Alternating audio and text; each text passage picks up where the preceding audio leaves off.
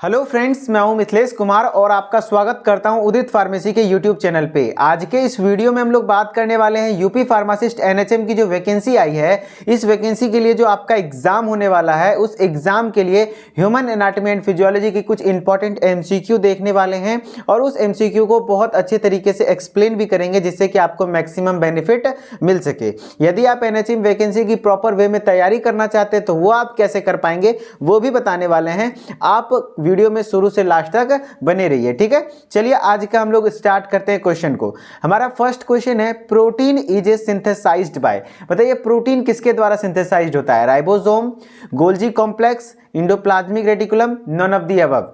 तो आपका आंसर चला जाएगा राइबोसोम, क्योंकि राइबोसोम को प्रोटीन की फैक्ट्री कही जाती है। क्या कहा जाता है? प्रोटीन फैक्ट्री, पता है ना। राइबोसोम को प्रोटीन की फैक्ट्री कही जाती है। तो protein is synthesized by ribosome, ठीक है। फिर बात करें कि हम लोग बोलेंगे कि सर इंडोप्लाज्मिक रेटिकुलम पे भी तो क्या होता है? प्रोटीन सिंथेसिस होता है, क्योंकि पढ़े थे कि इंडोप्लाज्मिक रेटिकुलम क्या होता है? रफ इंडोप्लाज्मिक रेटिकुलम, और दो प्रकार का होता है ना, smooth endoplasmic reticulum. Rough endoplasmic reticulum के सरफेस पे क्या प्रेजेंट होता है? राइबोसोम सरफेस पर प्रेजेंट होता है। तो और ये स्मूथ इंडोप्लाज्मिक रेटिकुलम के क्या होता है? सरफेस पर राइबोसोम प्रेजेंट नहीं होता है। तो रफ इंडोप्लाज्मिक रेटिकुलम के सरफेस पर राइबोसोम प्रेजेंट होता है, इसीलिए ये प्रोटीन सिंथेसिस कर पाता है। इसीलिए ये प्रोटीन सिंथेसिस कर पाता है, जबकि ये क्या करता है? लिपिड का सिंथेसिस करता है। क्या करता है? लिपिड का सिंथेसिस करता है। तो आपका मन में ये भी हो सकता है आंसर कि इंडोप्लाज्मिक रेटिकुलम टिक कर देंगे, क्योंकि क्या है? प्रोटीन सिंथेसिस इंडोप्लाज्मिक रेटिकुलम में भी तो बन रहा है।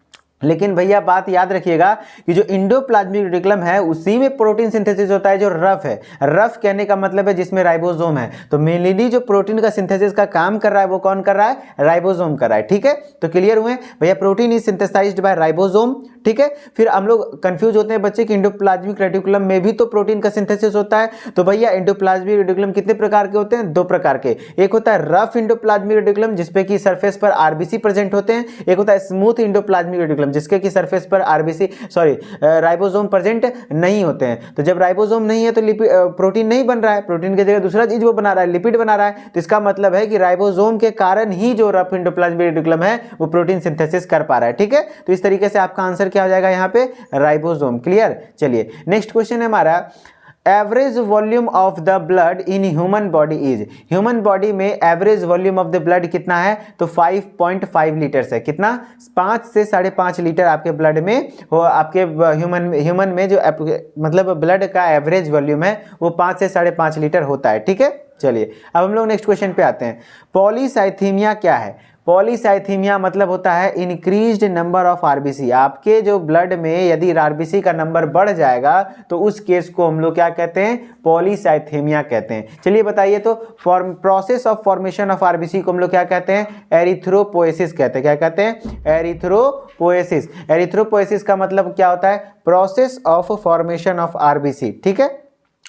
आरबीसी का फॉर्मेशन होता कहाँ है भैया? तो बोन मैरो में। कौन से बोन मैरो में? बताओ। रेड बोन मैरो में। कहाँ पे? रेड बोन मैरो में आरबीसी का फॉर्मेशन होता है। बताओ ग्रेवयार्ड ऑफ आरबीसी। आरबीसी काफी इंपॉर्टेंट टॉपिक है तो ध्यान रखिएगा, इसीलिए मैं बता देता हूं। ग्रेवयार्ड ऑफ आरबीसी किसको कहा जाता है? तो भैया स्प्लीन को। किसको कहा जाता है? स्प्लीन को। ग्रेवयार्ड मतलब क्या? कब्रगाह। आरबीसी जब डेड हो जाता है तो उसको कहां पे स्टोर किया जाता है? कहां पे डेड होता है? जाकर के स्प्लीन में होता है, ठीक है। फिर आप बताइए कि आरबीसी जो होता है उसका क्या कहते हैं? ये चीजें हो गई। आरबीसी का फुल फॉर्म क्या होता है? रेड ब्लड कॉर्पोजल्स होता है। क्या होता है? रेड ब्लड कॉर्पोजल्स होता है। और आरबीसी में ही क्या प्रेजेंट होता है? हीमोग्लोबिन प्रेजेंट होता है। क्या होता है? हीमोग्लोबिन प्रेजेंट होता है, जिसके कारण की क्या होता है? ब्लड का कलर रेड होता है, ठीक है। चलिए इतना बात ध्यान रखिएगा। पॉलीसाइथीमिया क्या है? जब आरबीसी का नंबर बढ़ जाता है तो उसको पॉलीसाइथीमिया कहते हैं इस केस को। और process of formation of RBC क्या कहलाता है? एरिथ्रोपोएसिस कहलाता है। प्लस आरबीसी का फॉर्मेशन होता कहाँ है? रेड बोन मैरो में होता है। आरबीसी का ग्रेवयार्ड क्या कहलाता है? स्प्लीन, क्योंकि आरबीसी जो डेड होता है वो कहाँ डेड होता है? स्प्लीन में होता है। आरबीसी का लाइफ स्पान एक ध्यान रख लीजिएगा, आरबीसी का जो लाइफ स्पान होता है 120 डेज का होता है। कितना? 120 डेज का होता है। क्लियर। चलिए नेक्स्ट क्वेश्चन है हमारा, blood is supplied to the heart. Heart तो आपको पता है कि हमारा हार्ट 4 चैम्बर्ड हार्ट होता है। तो बताइए भैया, जो हार्ट का जो 4 चैम्बर्ड है, तो इतना तो हम समझ लिए कि जो ब्लड को पूरे बॉडी में जो ब्लड सर्कुलेट होता है वो हार्ट के द्वारा ही होता है। हार्ट ही हर जगह ब्लड पहुंचाता है, मतलब हार्ट ही हर जगह ब्लड को पहुंचाता है। क्या कहते हैं, हार्ट पंप करता है, जिस कारण से आर्टरी और वेन में ब्लड जाता है और हर जगह पहुंच पाता है ब्लड। लेकिन इस हार्ट को ही कौन ब्लड पहुंचाता है? तो इसको भी कोई ना कोई आर्टरी ही ब्लड देता होगा। तो उस आर्टरी का नाम क्या है? Coronary artery. क्या नाम है? Coronary artery. तो blood is supplied to the heart through coronary artery, यानी कोरोनरी आर्टरी के माध्यम से ही ब्लड सप्लाई पहुंच पाता है। कहां तक? हार्ट तक। ठीक है, चलिए अब हम लोग बात करते हैं bile acid is formed in. देखिए यहाँ पे बच्चे कंफ्यूज हो जाएंगे कि बाइल तो फॉर्म होता है लीवर में। बाइल कहाँ बनता है? लीवर में। स्टोर कहाँ होता है? देखिएगा ध्यान से, बाइल का जो फॉर्मेशन होता है वो कहाँ होता है? लीवर में होता है। कहाँ होता है? लीवर में। बाइल का जो स्टोरेज होता है, स्टोरेज मतलब क्या, कहाँ पे स्टोर होता है भैया? तो ये गॉल ब्लैडर में। कहाँ? गॉल ब्लैडर में। तो अब यहाँ क्वेश्चन है क्या, bile acid is formed in. Bile acid किस में बनता है? बाइल में पाया जाने वाला जो एसिड है उसका बारे में बात कर रहे हैं, तो गॉल ब्लैडर आंसर जाएगा। ठीक है, इस क्वेश्चन पे मैं भी थोड़ा सा कंफ्यूज हूँ कि बाइल एसिड लिखना चाहिए, यहाँ तो आंसर लीवर होना चाहिए, लेकिन आपके बुक के अनुसार और भी जैसे सीनियर्स के अनुसार गॉल ब्लैडर ही आंसर सही जा रहा है। तो गॉल ब्लैडर ही होगा इसका आंसर, कि बाइल एसिड जो फॉर्म होता है वो कहाँ होता है? गॉल ब्लैडर में होता है। लेकिन अगर बाइल का फॉर्मेशन कहाँ पूछा जाए तो लीवर में। बाइल स्टोर कहाँ होता है? गॉल ब्लैडर में। क्या बाइल में किसी भी प्रकार का कोई एंजाइम पाया जाता है? जी नहीं, बाइल में किसी भी प्रकार का कोई एंजाइम नहीं पाया जाता है। ठीक है, चलिए नेक्स्ट क्वेश्चन पे आते हैं हम लोग। The basic unit of kidney. Basic unit of kidney क्या है? तो नेफ्रॉन है। स्ट्रक्चरल एंड फंक्शनल यूनिट भी बोलेगा तो कौन है? नेफ्रॉन है। नेफ्रॉन का स्ट्रक्चर कुछ इस प्रकार से होता है, ये हमारा बोमेंस कैप्सूल है, फिर ये हमारा इस तरीके से स्ट्रक्चर होता है, समझ रहे हैं ना? याद है, इस तरीके का कुछ स्ट्रक्चर होता है, इसी को हम लोग नेफ्रॉन कहते हैं। ये फिर पीसीटी, डीसीटी, फिर कलेक्टिंग डक्ट, तो इसी के बारे में बात कर रहे हैं। यही नेफ्रॉन है जो कि structural and functional unit of क्या है? किडनी है। एक किडनी में कितना होता है भैया? तो 1 मिलियन। कितना? 1 मिलियन नेफ्रॉन होता है, यानी 10 लाख नेफ्रॉन होता है। 2 किडनी आपके पास है, यानी 20 लाख नेफ्रॉन आपके पास है। ठीक है, चलिए अब हम लोग नेक्स्ट क्वेश्चन पे आते हैं। Insulin is released by. Insulin hormone जो है, इंसुलिन एक प्रकार का क्या है? हार्मोन है। तो बताइए इंसुलिन किसके द्वारा रिलीज होता है? तो इंसुलिन पेनक्रियाज के द्वारा रिलीज होता है। किसके द्वारा? पेनक्रियाज। और पेनक्रियाज एक प्रकार का क्या है? हेटेरोक्राइन ग्लैंड है। हेटेरोक्राइन कहने का मतलब क्या होता है? ऐसा ग्लैंड जो इंडोक्राइन भी हो, एक्सोक्राइन भी हो, मतलब हार्मोन भी बनाए, एंजाइम भी बनाए। तो ये दोनों चीज बनाता है, मतलब मिश्र ग्रंथि है, मिश्रित ग्रंथि है। तो पेनक्रियाज एक प्रकार का हेटेरोक्राइन ग्लैंड है। ठीक है, तो इसका जो इंडोक्राइन पार्ट होता है, हम बात करेंगे इंडोक्राइन पार्ट के बारे में, क्योंकि ये हार्मोन का है। तो इंडोक्राइन पार्ट को आइलेट्स ऑफ लैंगरहैंस कहते हैं। क्या कहते हैं? Islets of Langerhans. क्या कहते हैं? Islets of Langerhans. और आइलेट्स ऑफ लैंगरहैंस में 4 प्रकार के सेल्स पाए जाते हैं, अल्फा, बीटा, डेल्टा और पी सेल्स। क्या? Alpha, beta, delta and P cells. Alpha cell कौन सा हार्मोन रिलीज करता है? ग्लूकागोन। क्या? ग्लूकागोन। बीटा सेल कौन सा हार्मोन रिलीज करता है? इंसुलिन। कौन सा? इंसुलिन। और P delta cell and P cell भी कुछ हार्मोन्स रिलीज करते हैं, वो आप याद नहीं भी रख पाएंगे तो कोई दिक्कत नहीं है। सोमेटोस्टेटिन होता है, पॉलीपेप्टाइड्स होते हैं, ये सब होते हैं। ठीक है, लेकिन आपको अल्फा बीटा का ध्यान रखना है। ये इसलिए इंपॉर्टेंट हो जाता है क्योंकि ग्लूकागोन का फंक्शन बहुत इंपॉर्टेंट है, और इंसुलिन का भी। ब्लड में ग्लूकोज का लेवल को कम कौन करता है? ग्लूकोज का लेवल को कम कौन करता है? तो इंसुलिन करता है। और ग्लूकोज के लेवल को बढ़ाता कौन है? तो ग्लूकागोन करता है। ठीक है, तो इंसुलिन रिलीज होता है किसके द्वारा?